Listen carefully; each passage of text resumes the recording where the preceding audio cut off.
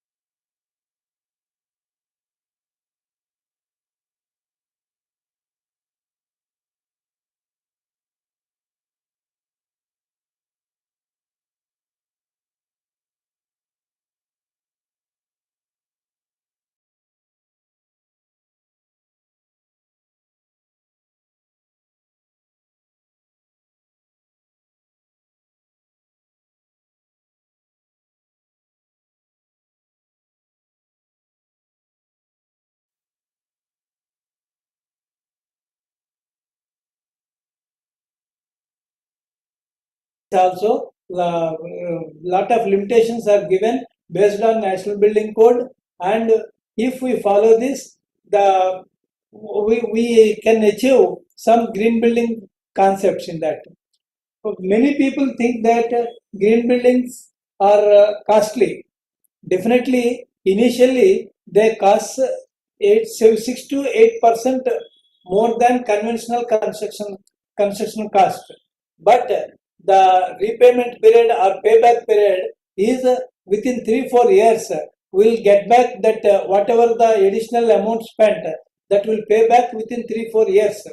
After that, everything will be very economical. So green buildings are always a little bit costlier when compared to conventional constructions in the initial stage, but in the long run, they are very economical. And with that, we are making our earth and environment in a clean and green manner, and we are protecting our carbon footprint and our sphere.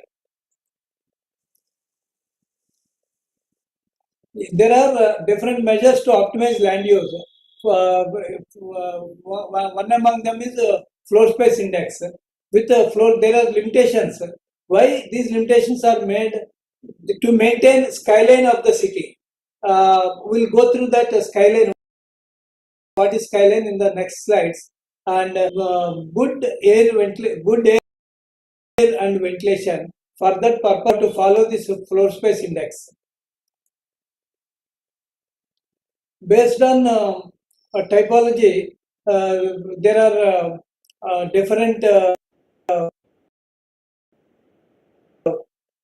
which if the building, if a residential project is there, if all amenities are within 600 meters range, then the project will have some green building mileage, additional mileage. And what happens with that is, instead of using the vehicle, people try to walk for the purpose, so that there will be fuel saving and lot of carbon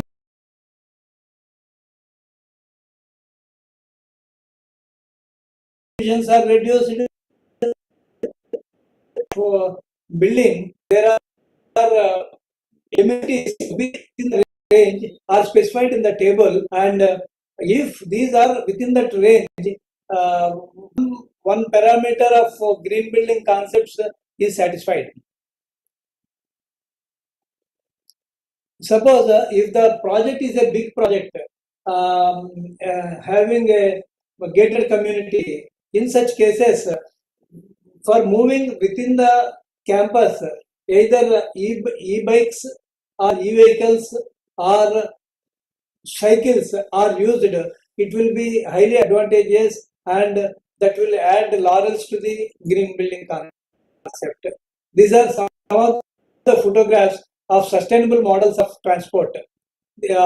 For while planning itself, for electric vehicles, charging stations, if within the gated community, for charging of electric vehicles, if any separate arrangement is made, people will try to make use of these electric vehicles in a more useful manner.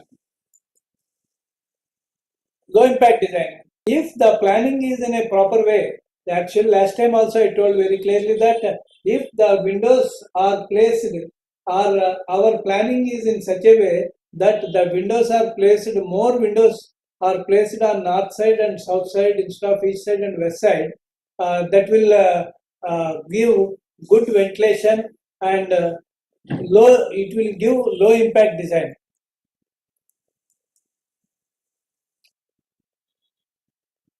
There are three strategies for doing this reduction in environmental impact. One is solar design strategies, orientation and design of windows, internal joining or layout of floor plate, access for solar PV installation. And wind design strategies, cross ventilation in naturally ventilated or mixed mode ventilation spaces, provision of courtyard. And daylighting strategies, vegetative cover to control glare, light shelf, glass covered atrium. These, if we follow these systems, our buildings will have good ventilation. Actually, courtyards. Previously, our old buildings are having this concept: central courtyard, open yard. That is in Telugu they are called as mandua houses. In those mandua houses, lot of cross ventilation will be there, and with that air circulation, number of air changes will be more. That's why our people, old generation people, are very healthy because of they maintained uh, unknowingly or knowingly they maintained such systems, and with that they have enhanced their lives, and they are free from so many ill health parameters.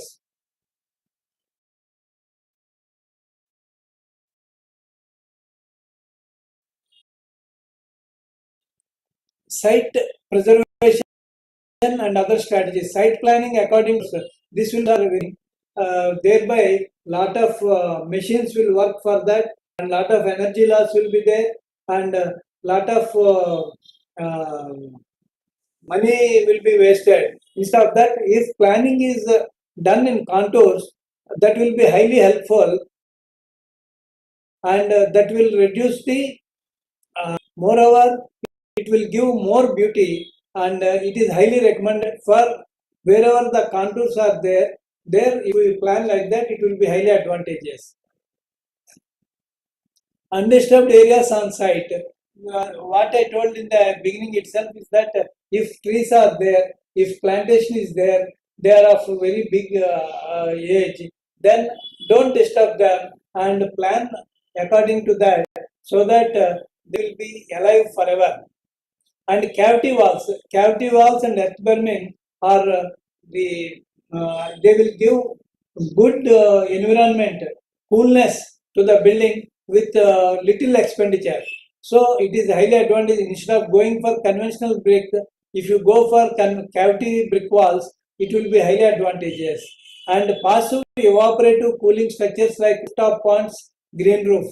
Yeah, this is actually if you provide green roof at the top, that will solar radiation will be controlled, and the temperatures will be controlled. Even if you do the air conditioning also, the power consumption will be drastically reduced. Airlock to prevent heat loss, this also can be done. And the active strategies are earth air tunnel, evaporative cooling, desiccant cooling system, solar air conditioning, trigeneration, waste to heat, radiant cooling system, ground source heat pump.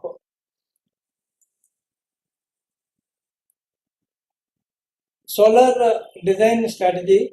This is if we use the solar system in a efficient way, there that is our orientation, windows orientation, and the building orientation are planned according to solar design, that will give lot of energy saving. Likewise for wind design also, central courtyard is highly helpful in maintaining good ventilation.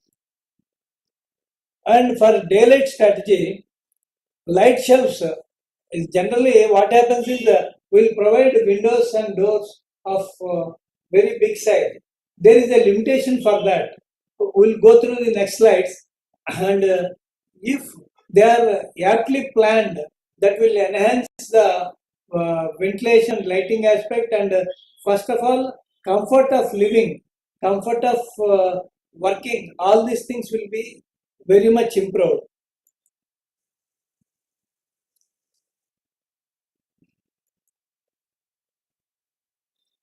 Rooftop ponds and green roof surfaces, they will give good control over the temperature, and even air conditioning is done, that will reduce the power bills. And this is the active design strategy. In this, the chilled water will be circulated through the roof and walls. By doing this, instead of going for direct air conditioning, the system will be economical, but initial cost will be little bit higher.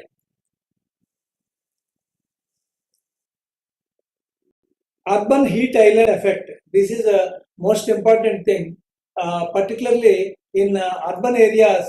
This urban heat island effect will be more when compared to the rural areas, because the lot of congestion will be there.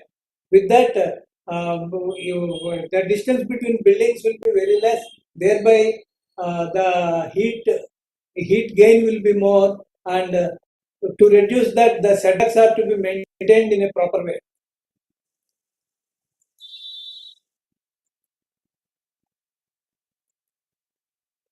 This sky view factor is a very important parameter to have good lighting and ventilation. Thereby, during daytime, no need to have lights, artificial lighting in the buildings. If this sky view factor is maintained in a proper way, there are. This is a very good subject, and it needs. If we follow the National Building Code rigorously for the setbacks, as given in our town planning books, if we follow that, this sky view factor will be very much applied.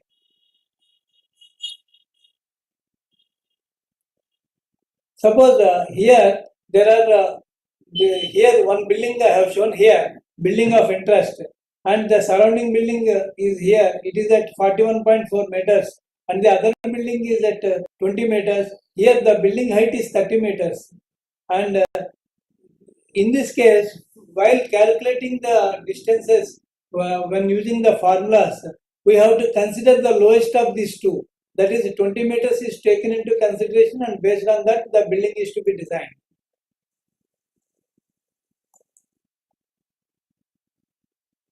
This albedo means the solar reflection factor.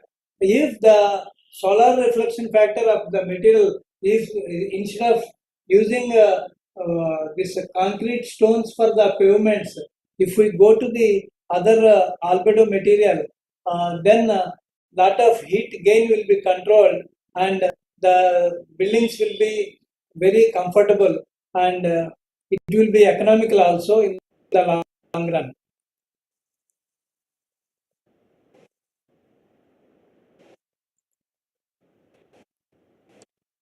I am wait for this. Why? Because all these are covered in the last session. This is one more important is air and soil pollution control. This is to minimize the air and soil pollution control. What we have to do is put a site boundary to a height of 3 meters, and wheel washing facility or gravel bed at all vehicular entrances and exits of the site.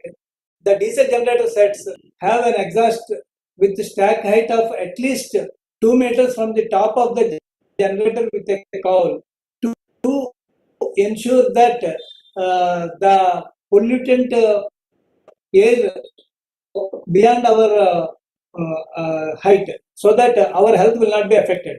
Ensure diesel generator sets are in compliance with the Central Pollution Control Board norms.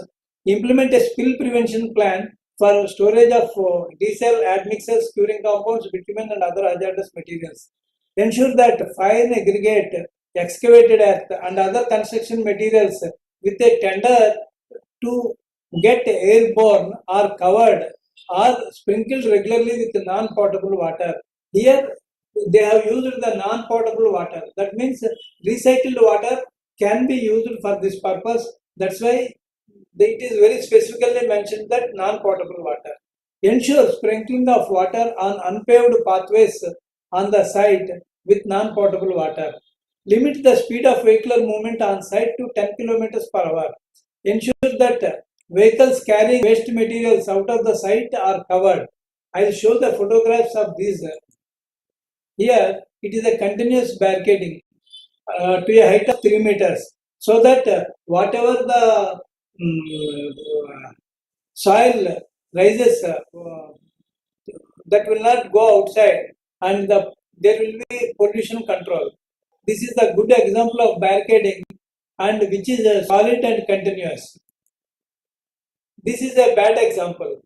Though here the height is 3 meters, it is provided with grill, so it won't prevent the pollution. That's why for such things we have to cover them with this cloth. This is the generator, and here this height is more than 2 meters. This is an ideal example of making the generator set at site. This is a bad example.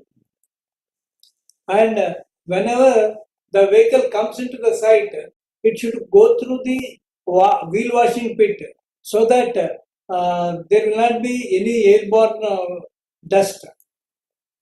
And spill prevention plan for this, if we make a small pit like this or small trays, it will not spill over, and that will save a lot. This is the bad example. And covering of loose materials, this is a very good example.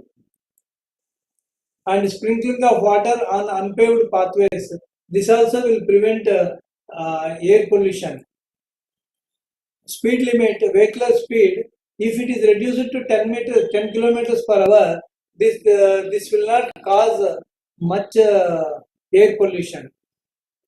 And waste material, when we are getting out from the site, it should be covered like this, so that there will not be air pollution. And soil erosion channels are to be constructed, as they are connected to a sedimentation tank, in order to reduce movement of soil outside the site throughout the construction phase of the project. This is the example. This is a soil erosion channels are constructed and are connected to a sedimentation pit, so that there will not be any wastage of soil. The pit fills, it can be collected, it can be reused, and it will not cause any harm to the environment. And one more thing is that topsoil preservation. Whenever we are doing a greenfield project, that is a vacant site project, there if the fertile soil is available at top, the top 20 centimeters of that fertile soil can be taken out, and they can be stacked in a separate area, and that can be reused after construction. And there is a limitation for this also. Whenever you want to stack this material, you have to stack it for height not more than 400 mm. Soil will be perfectly reusable. So that's why the limit of stacking height is made as 400 mm. And to keep its fertility intact, till we reuse them, we have to them covered with grass clippings, straw, chips, etc., to maintain the soil fertility.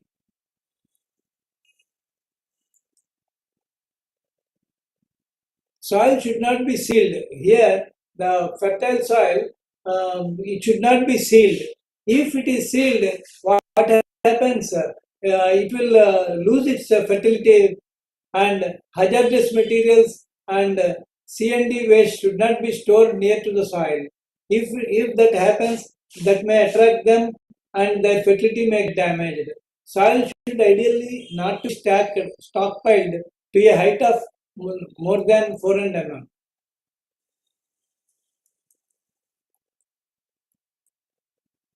Yeah, waste management at site.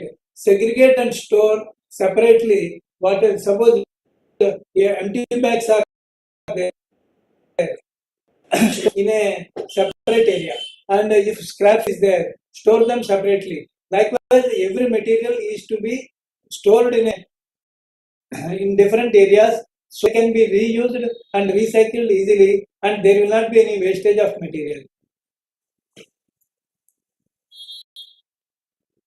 Yeah, whenever the bags are sufficient in number, then sell them to vendors, so that your site will be cleared, and we can protect the environment. during construction, we can reduce the water usage. Use of candy bags, bonding technique, or curing compound are one of the good techniques to be followed, and meter and monitoring of consumption of water during construction. With this we can control the wastage of water, and this can be done. And practically in some of our projects we have implemented, and we found that it is a very economical and correct technique to be followed at site, so that wastage of water can be controlled. Use of water reducing admixtures in concrete mix. So this also reduces the consumption of water. Suppose if an admixture of a 0.5% is used, the water cement ratio of 0.45 can be reduced to 0.35 to 0.37. Thereby, consumption of water can be reduced, and thereby, when water consumption is reduced in the concrete mix, that means that the cement required also gets reduced, and there is an indirect saving of cost of cement. So, use of admixtures during concreting is highly recommended for economy in cost of cement and use of water. Use treated wastewater and or captured storm water wherever possible. If the water is potable, and if the water is as per IS 456, it is uh, useful for construction purpose. If that can be used, lot of power saving will be there. And the next point is energy.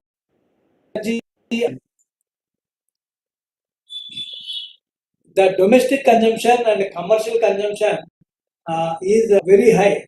About 32% of total electricity consumption is for domestic and commercial buildings only. Thereby, if we can make any energy saving, we can save uh, that in the total economy by 32%. For residential buildings, air conditioning HVAC requires the major part of the total electrical consumption. So, if our air conditioning system is efficient, then we can save a lot. Next is lighting. Lighting for residential buildings it requires 28%, and for commercial buildings it requires about 25%. And if you can make any efficiency attempt here, there can be a good saving in that.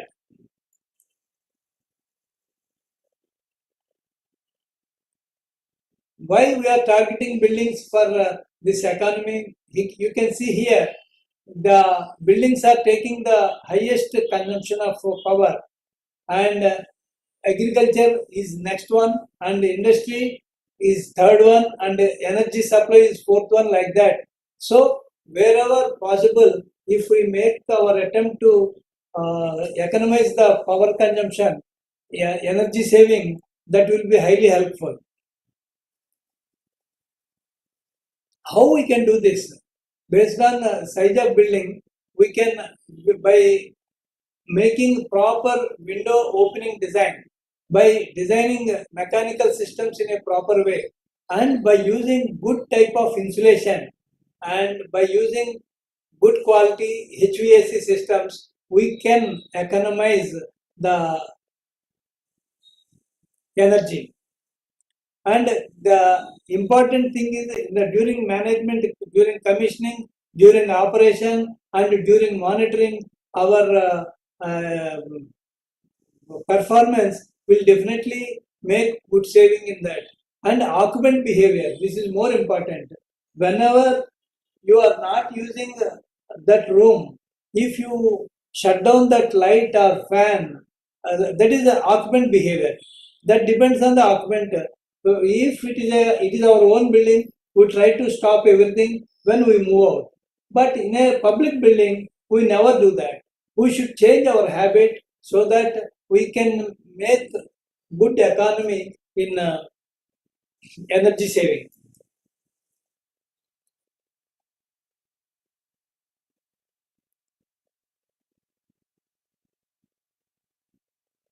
By installing efficient equipment and lighting fixtures, we can make the project energy efficient. And by reducing energy consumption wherever possible, by making good size of doors and windows, we can make during daytime we can reduce the artificial lighting usage. Thereby, we can get good economy. And by enhancing the envelope performance means the building performance depends on the so many factors, courtyard and all these things. While in the ECBC, mandatory requirements of ECBC, they are not saying more about the buildings. They are very much saying about the comfort systems and controls, air conditioning, lighting and controls, electrical and RE systems. Their ECBC is concentrating on these four aspects. Why? Because they consume the maximum part of it within that building.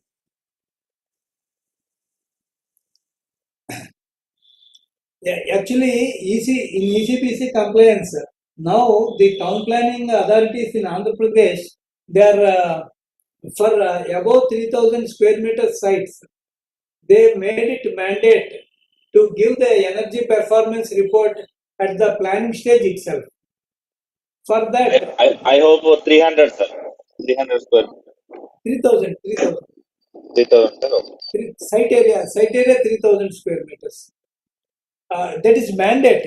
Suppose if you are applying a plan in a site area of 3,000 square meters, 3,001 square meter site area, immediately at the submission time itself, it is asking ECBC report. For that, we are going to a ECBC consultant and they are giving their report. If you go through that report, as per ECBC, for ECBC compliance, minimum star rating is 1 star rating is minimum required.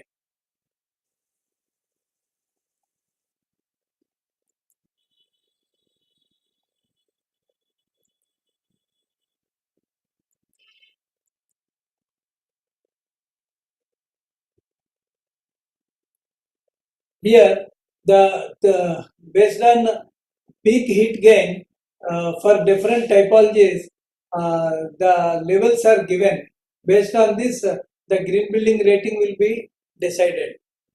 And whenever you are using the lights, you should see that it should demonstrate 100% of exterior lighting fixtures, that is a lamp plus ballast, meet the luminous efficacy of 80 lumens per watt.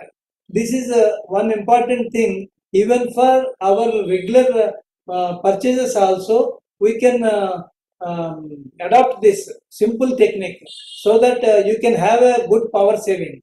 And for the calculation also, there is a simple calculation. In the next slides, you can see that. The luminous efficacy is defined as the ratio of lumen output of the lamp by the sum of wattages of the lamp and the ballast respectively. The value so obtained must be higher than 80 lumen per watt to meet the appraisal requirement for 100% of the outdoor lighting fixtures.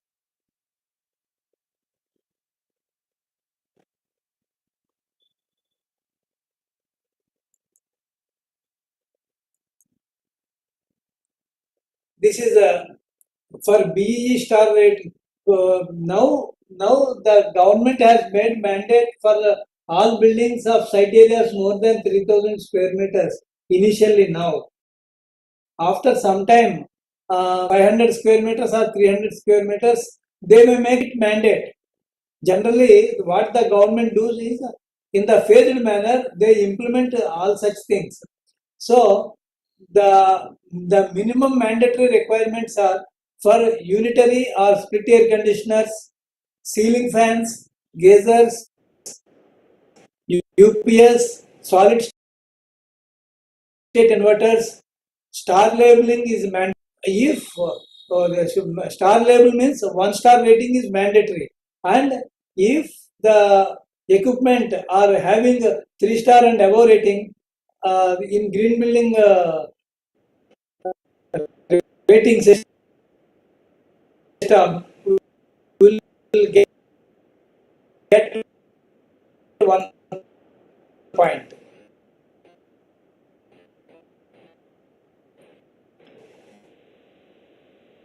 This can alternate and houses. This off-site renewable energy solar system or wind wind fans. This can be done.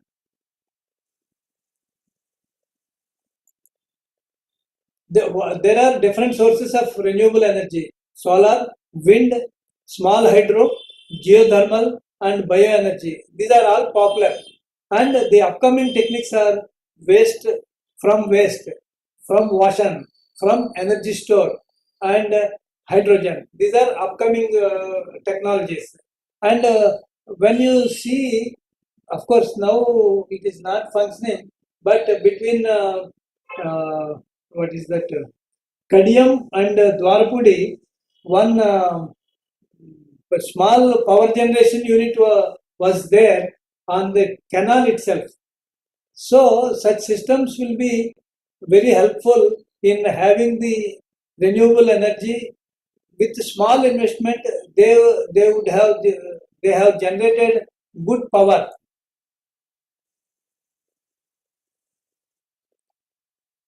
These are this is online. This is online solar power, and this is offline system.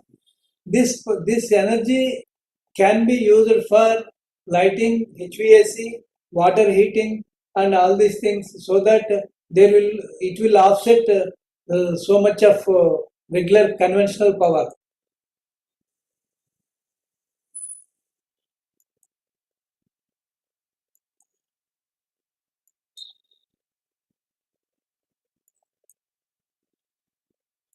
There are so many softwares for simulation purpose, and low ODP and GWP materials, global warming potential, and ozone depletion potential. These two are very important.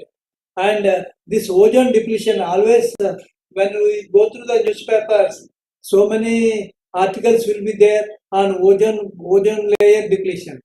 This is because of CFCs, HCFCs, HBFCs, halogens, etc., which are used in air conditioning systems and in firefighting systems.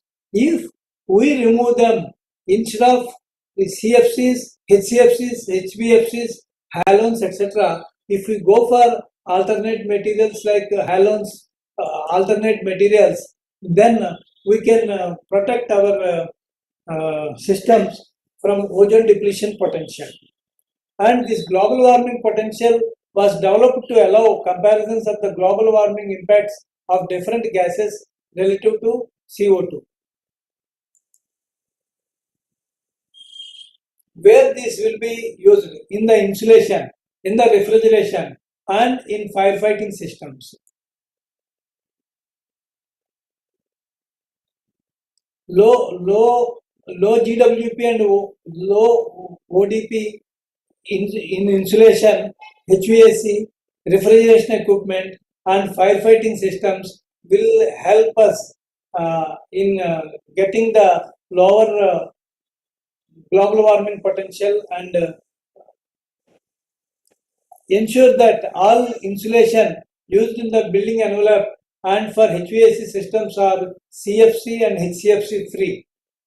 Now, almost these gases are totally replaced, and now in major Indian air conditioning companies are not using these CFCs and HCFCs.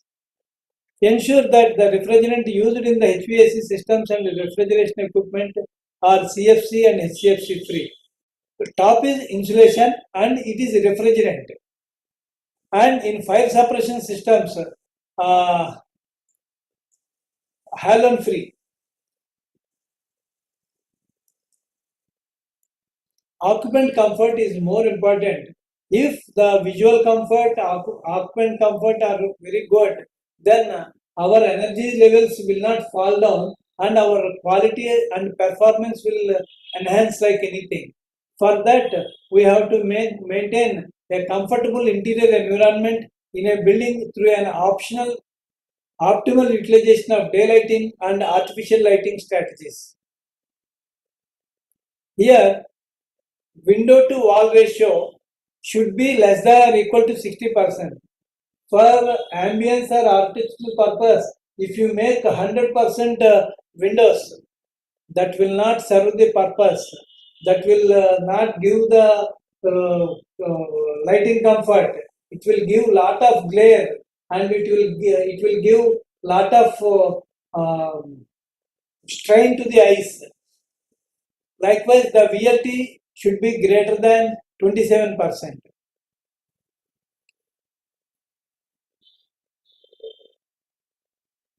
The daylight autonomy requirements should be less than 3000. If it is more than 3000, what happens? That will cause a lot of inconvenience to the eyes and our efficiency will get fall down. And it should not be lower than 300 also, 300 lux. That is important. And this SRR ratio should be less than 5%. That is the roof lighting.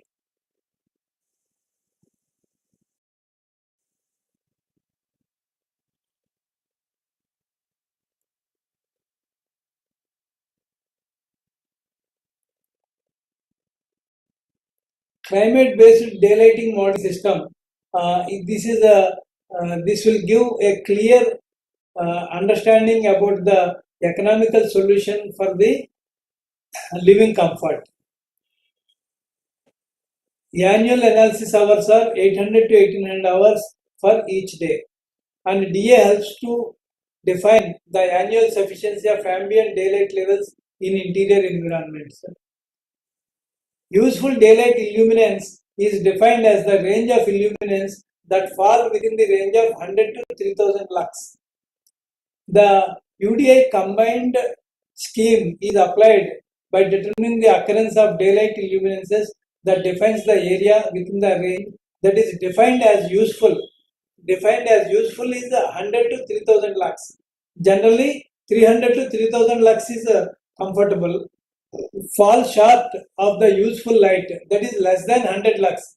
If lighting is less than 100 lux, that also gives a lot of inconvenience and we cannot see properly and our eyes gets strained, so that it will not give good efficiency. So that's why 300 to 3000 lux range is well defined. Exceed the useful range, that is greater than 3000 lux, is not recommended.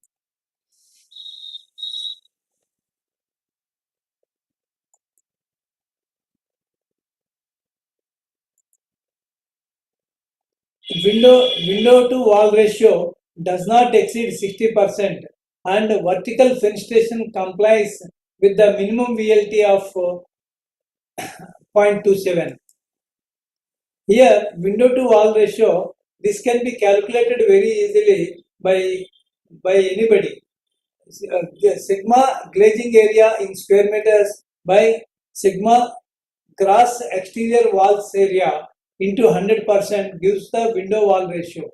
And it recommends it should be less than or equal to 60% and should not be more than 60%. And visible light transmittance is it describes the percentage of visible light transmitted through the glass. It is determined by the glass color and thickness. Clear float glass has clear floating glass has 75 to 92% VLT, not 100%.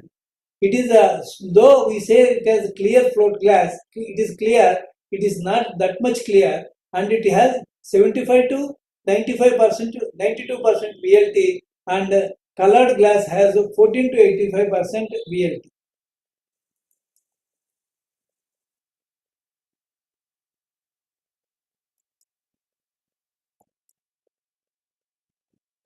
solar heat gain coefficient. This is a incident of solar radiation. This is the reflected energy. This is the directly transmitted energy, and this is a re-emitted energy. So with this directly transmitted energy, if we can control this, there will be good comfort. And there are so many techniques to maintain this. The fundamental shading, about the shading design, if you can give the uh, along with sunshade, if you can have the vertical fins and bottom fin, that is highly helpful. And if the transmittance is more, then you can go for this vertical fins or these horizontal fins, so that lighting will be there, but the solar glare can be controlled.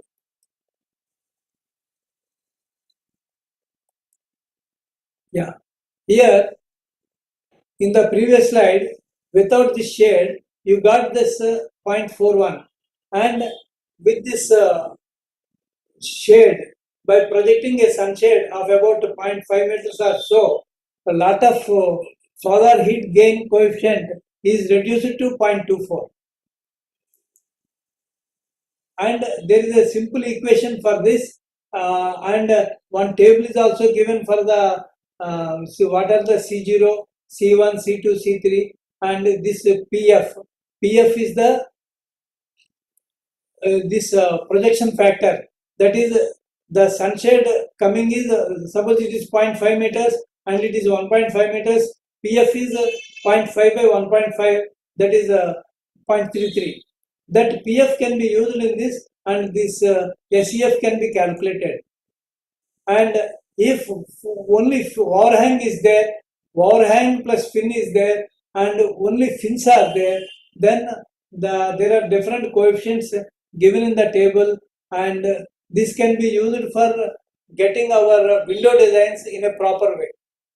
All these things in the ECBC or in the green building concepts, with a little modification of our construction methods, we can gain a lot without investing so much of amount on artificial or mechanical things.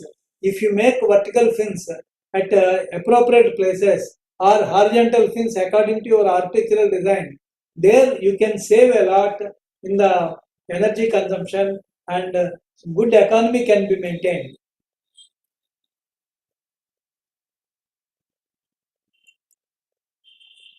And there is one worked out example is also here.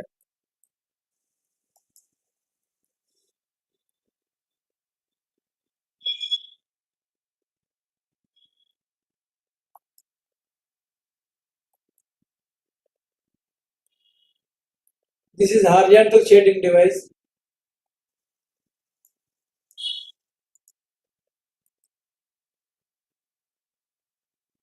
and in the code, in the IS code, it is very clearly given, and this can be followed for designing the fins and shades.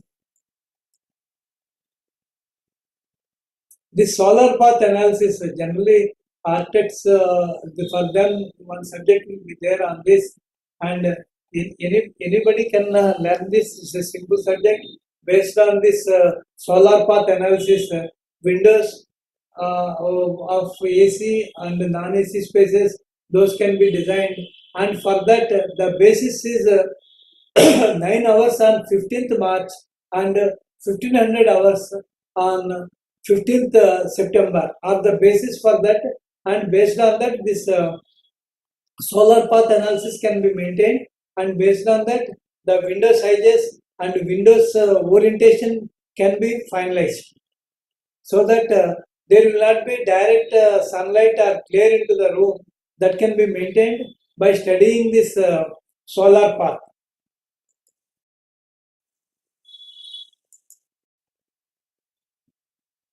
Skylights, generally, if we go for skylights for architectural purpose, the area should not be more than 5%.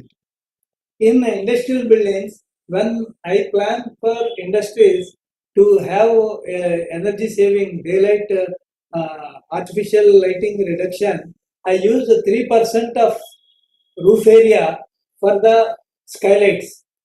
And I use generally polycarbonate sheets, though they are little bit costlier than this fiber sheets. Their efficiency is more and their lighting factor is very much high.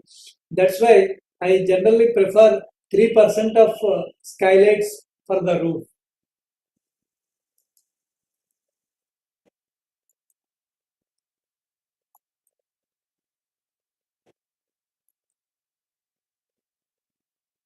This uniformity ratio is very important.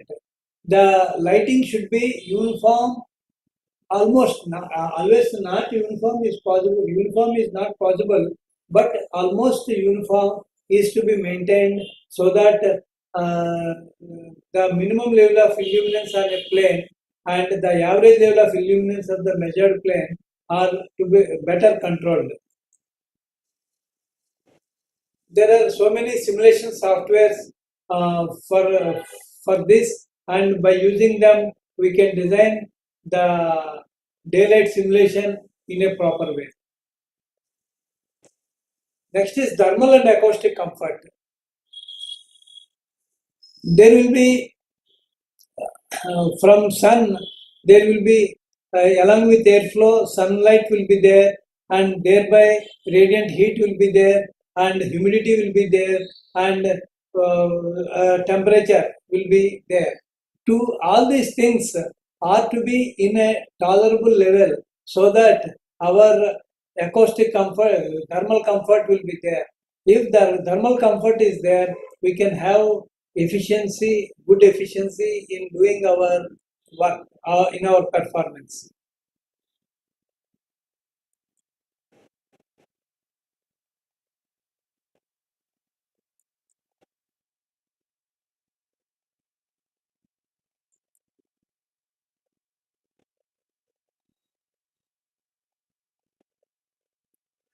Yeah, here the strategies for natural ventilation given by Dr. H.C. Viswesvaraya and NBC committee.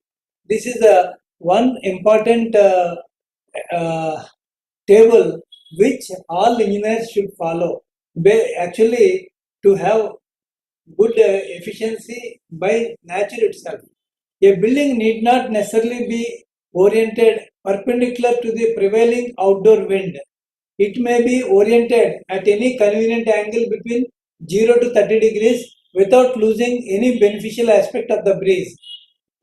The if the prevailing wind is from east or west, the building may be oriented at 45 degrees to the incident wind so as to diminish the solar heat. Here, important is so as to diminish the solar heat without much reduction in the air motion indoors.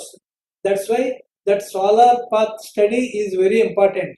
If you make some 25 degrees or 30 degrees inclination of the windows, thereby you can control the sunlight entering into the building directly and without losing the air comfort.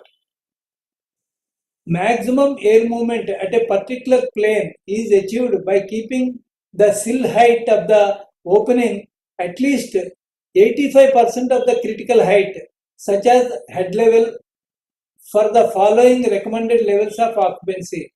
For sitting on chair, 0.75 meters. For sitting on floor, 0.4 meters. Here, the sill height generally we use 0.6 to 0.75 meters as a sill height, which is 100% correct. But if the people wants to sit on floor directly without sitting on chairs, then the sill level should be at 0.4 meters so that the air circulation will be in a good fashion. For the normal sized rooms with identical windows on opposite walls, the average indoor air speed increases rapidly by increasing the width of window up to at least two-thirds of the wall width. Beyond that, the increases is as much smaller proportion than the increase of the window width. Here, why this restriction he has specified is that window to wall ratio not to exceed beyond 60%. The air motion in the working zone is the maximum when the window height is at least 1.1 meters.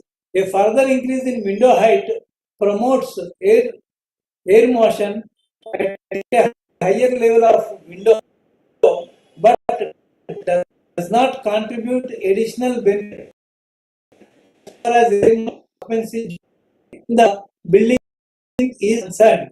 That means that 1.1 meters plus 0.75, 1.85 meters, up to 2 meters height of window that will contribute good impact for the ventilation purpose.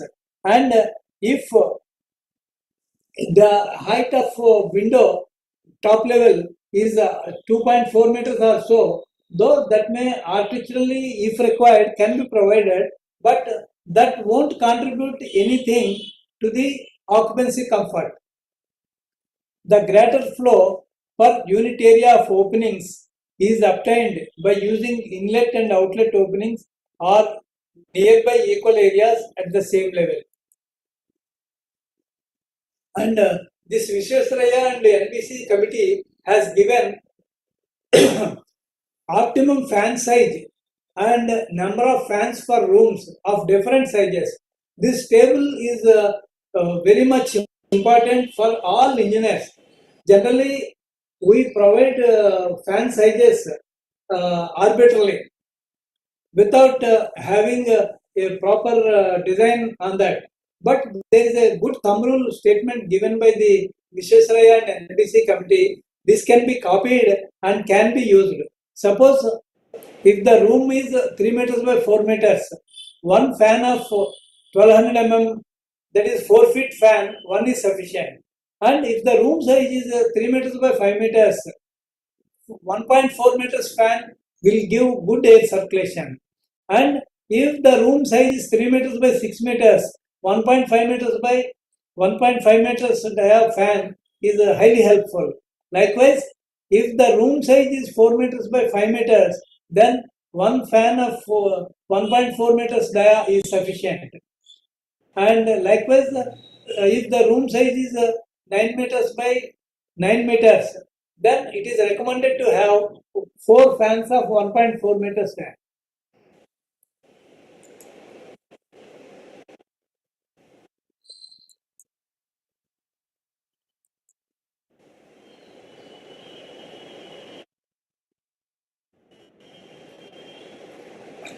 Yeah, outdoor noise levels. These are also very important for our living comfort. Outdoor noise levels can be controlled by adopting the following techniques.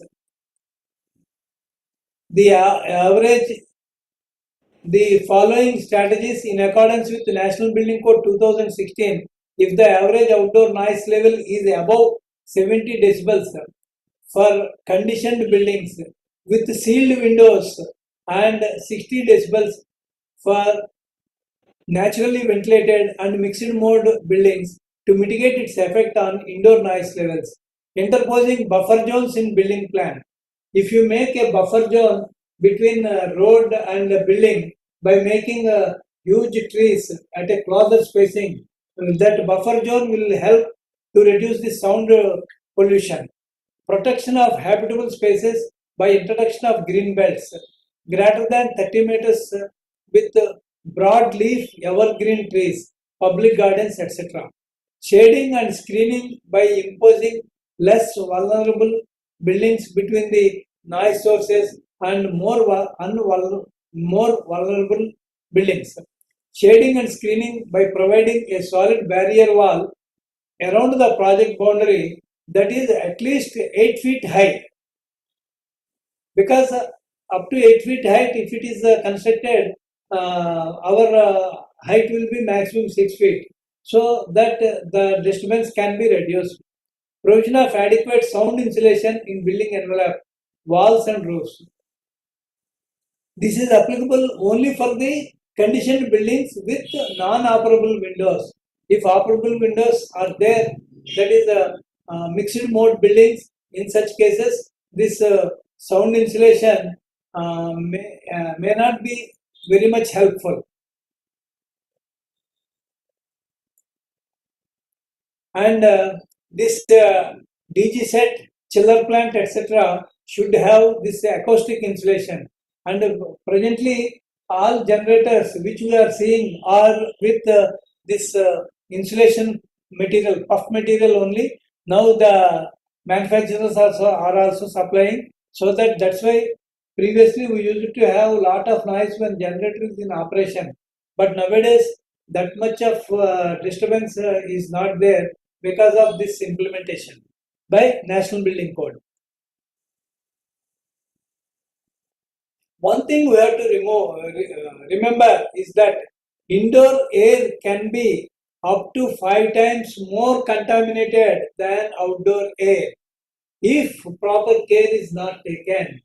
This is an important highlighted statement. Indoor air can be up to 5 times more contaminated than outdoor. Why it happens? If the window sizes are not properly designed, if the air circulation is not there, cross ventilation is not there, and the exhaust air provision is not properly maintained, it is more harmful than outdoor air. So one must be very careful in maintaining good indoor air quality.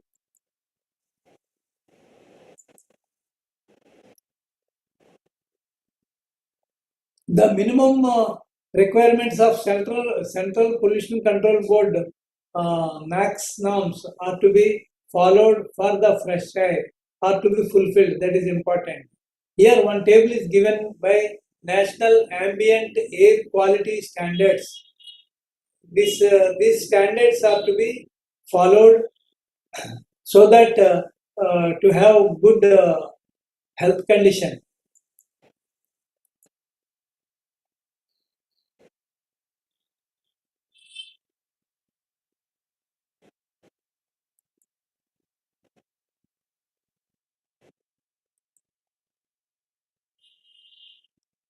For if the project is a relatively bigger project, then we can provide the sensors or monitoring devices to know the air quality.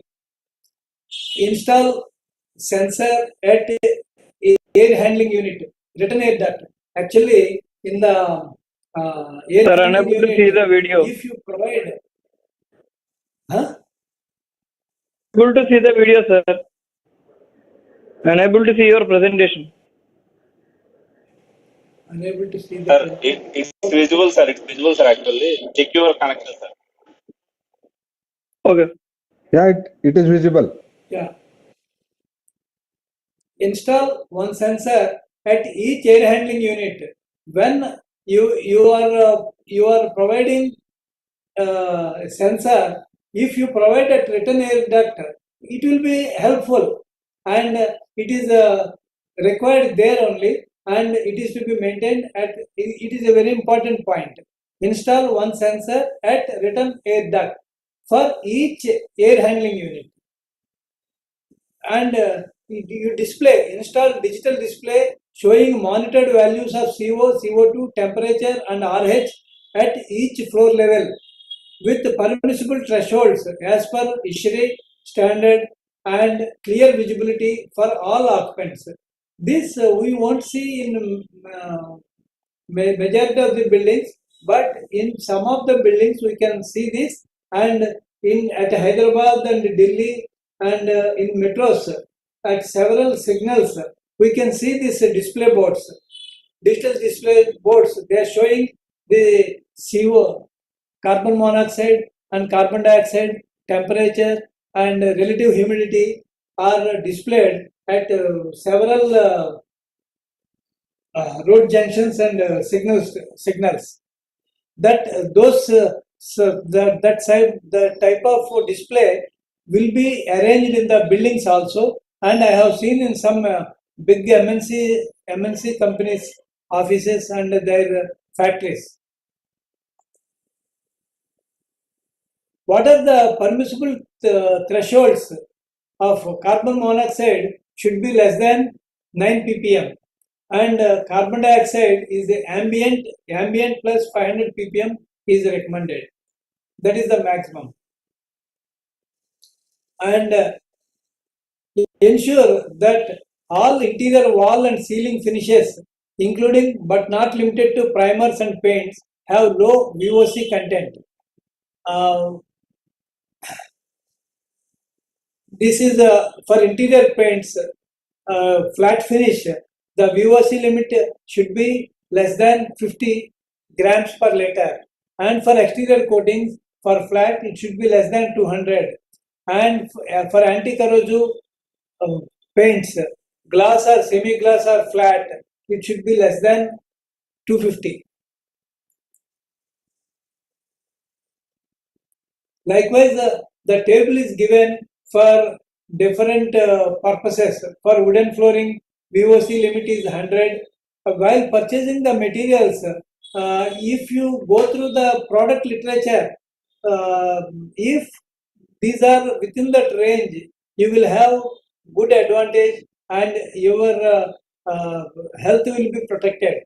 There will not be much cost variation between these and the other materials. Only thing is we have to go through the literature and the manufacturer's technical details, and if you get the materials with low VOC, it will be highly advantageous for your building and extra cost will be there. Only thing is manufacturers will do this and some manufacturers are not very much particular about this aspect.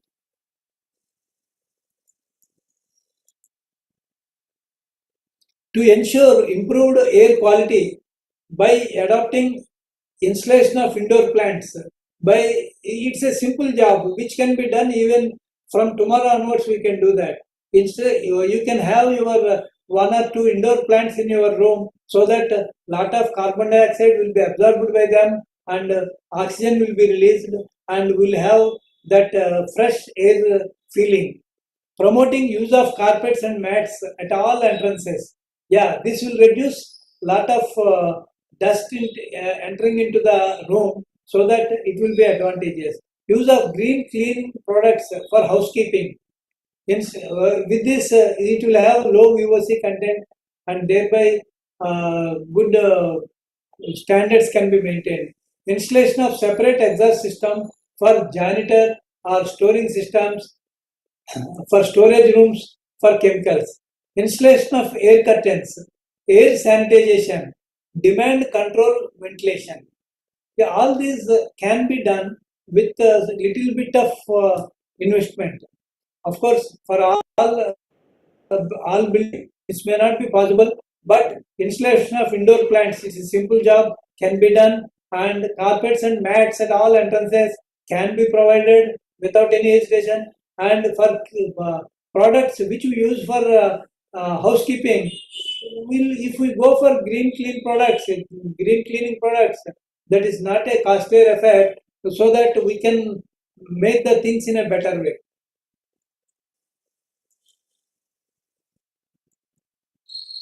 Water management. In the green building concepts, RRR will be there. This RRR is not Rajmouli's RRR, but reduce, reuse, and recycle.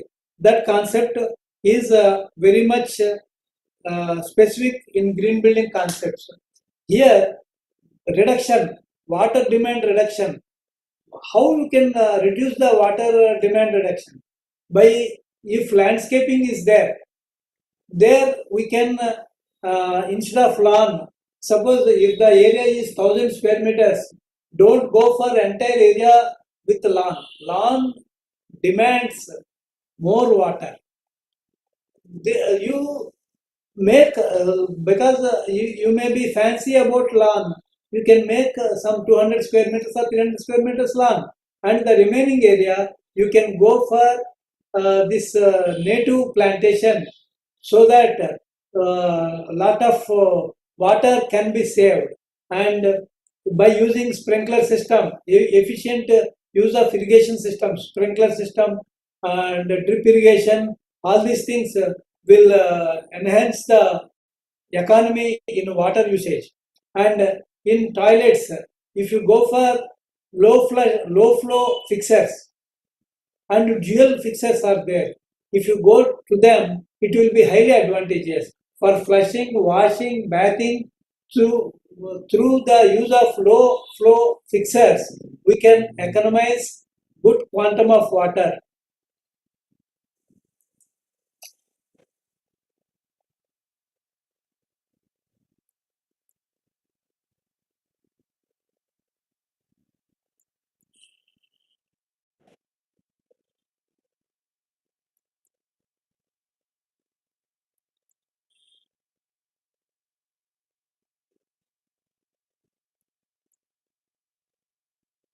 Here,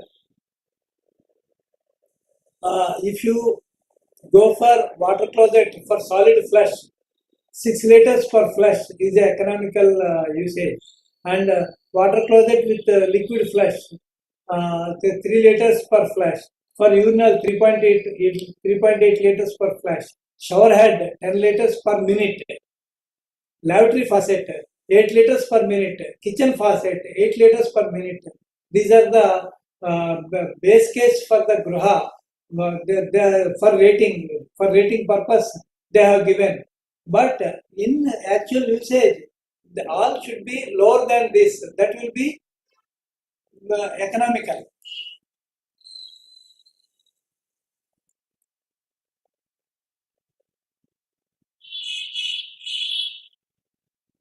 For washing machine, before purchasing, if you see the technical data given by the manufacturer, if the per cycle water requirement is less than 24.6, it is efficient. And for dishwasher, 35.96 liters per cycle per cubic feet. This is if this requirement is matched with the manufacturer's data, it will be a good economical dishwasher.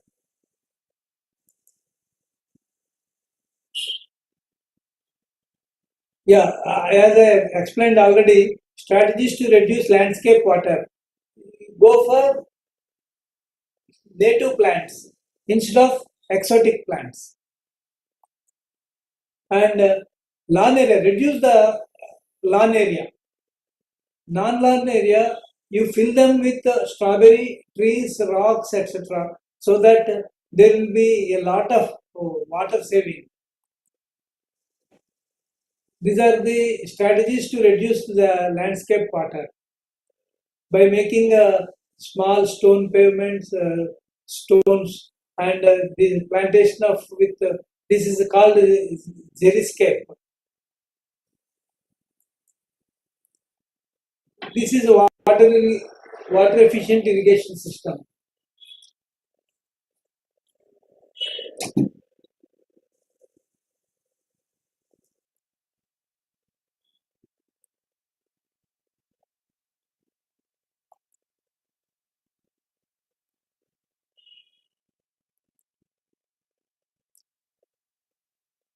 Here you can see the plant factor.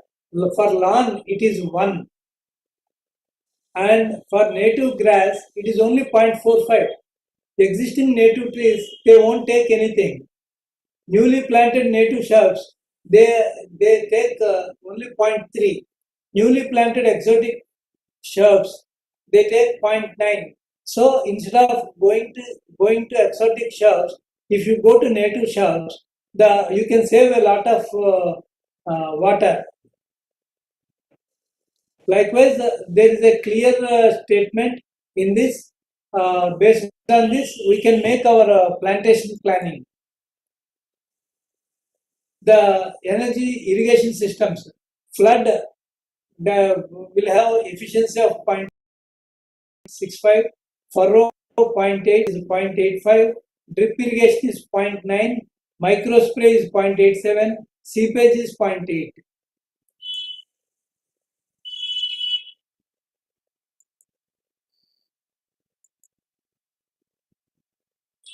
we'll stop here, and in the next webinar, we'll continue, sir.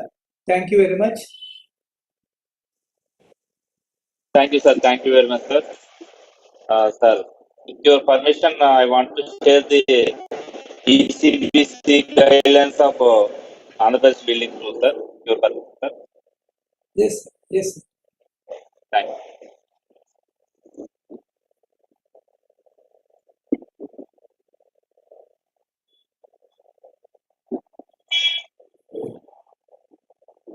Iron. Kilna only.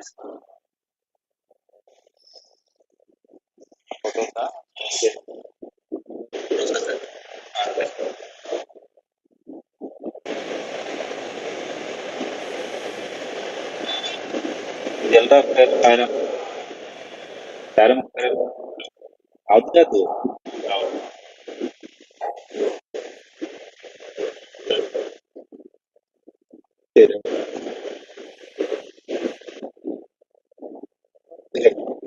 Close it. PDF. What was there? Close it. Share it.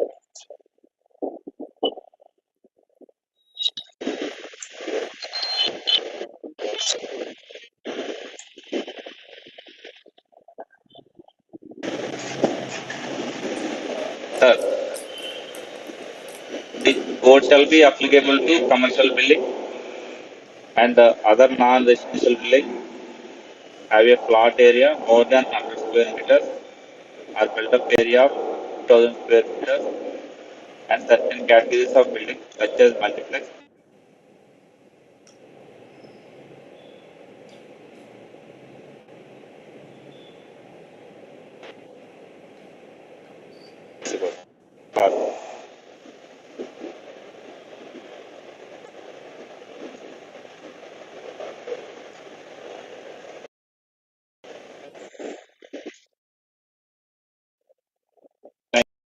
Sir, Now,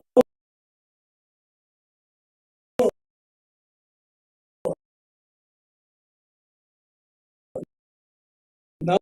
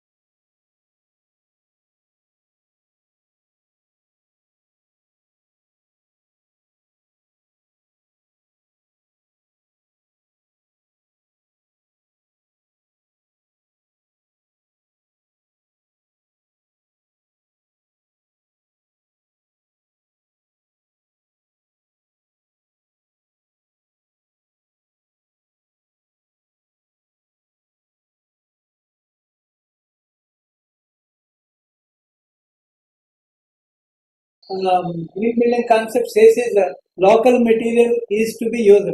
Actually, during my last lecture also I told, if you want to use vitrified tiles for your flooring, if your building is in Kakinada, don't purchase from Gujarat.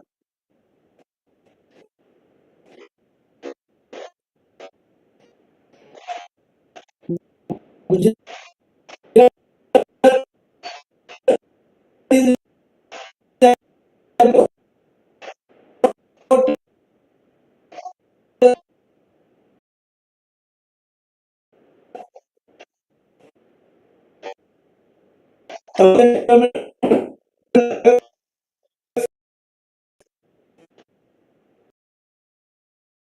you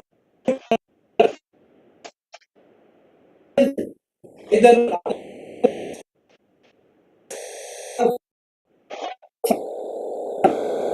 is there are